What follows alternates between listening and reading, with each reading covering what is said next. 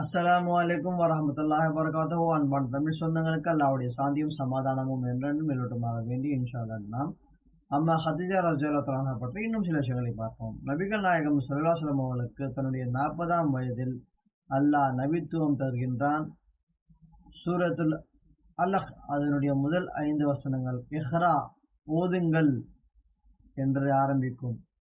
இஹ்ரா என்றால் ஓதுங்கள், அந்த வார்த்தையோடு ஆரம்பிக்கும். முதல் 5 வசனங்களை அல்லாஹ் இறக்குகின்றான். குர்ஆன் இறக்கப்படுகின்றது. ஜிப்ரீல் அலைஹிஸ்ஸலாம் மூலமாக இறக்கப்படுகின்றது. ஜிப்ரீல் அலைஹிஸ்ஸலாமை முதல் தடவை பார்த்ததனால் நபிகள் நாயகம் ஸல்லல்லாஹு அலைஹி வஸல்லம் அவர்களுக்கு உடம்பு முடியாமல் போகின்றது. வீட்டுக்கு வந்து என்னை போர்த்துங்கள் அப்படின்ட்டு சொல்கிறாங்க. பயத்தினால் எனக்கு ஏதாவது ஆகிவிடுமோ அப்படின்னு சொல்கிறாங்க. அப்போது ஹதீஜா ரலியல்லாஹு அன்ஹா அவர்கள் ஆறுதலாக என்ன சொல்கிறாங்க என்றால், அப்படி சொல்லாதீர்கள்,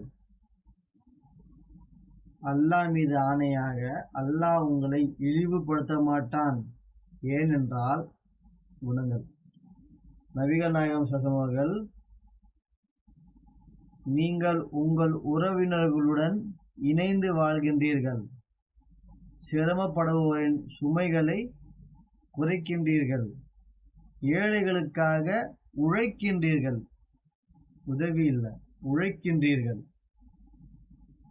சோதனை காலத்தில் சோதனையில் ஆட்பட்டோருக்கு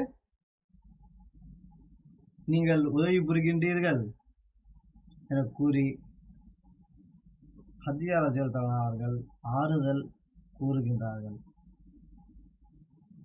இன்ஷா அல்லாஹ் இந்த மாதிரி நற்குணங்களை நாமும் நம்முடைய வாழ்க்கையில் கொண்டு வரணும். ஏனென்றால் எங்களுடைய லீடர் நபிகள் நாயகம் ஸல்லல்லாஹு அலைஹி வஸல்லம் அவர்கள் அப்படி வாழ்ந்தாங்க, நாமும் அப்படி வாழ வேண்டும். இன்ஷா அல்லாஹ் தாலா. அஸ்ஸலாமு அலைக்கும் வரஹ்மத்துல்லாஹி வபரகாத்துஹு.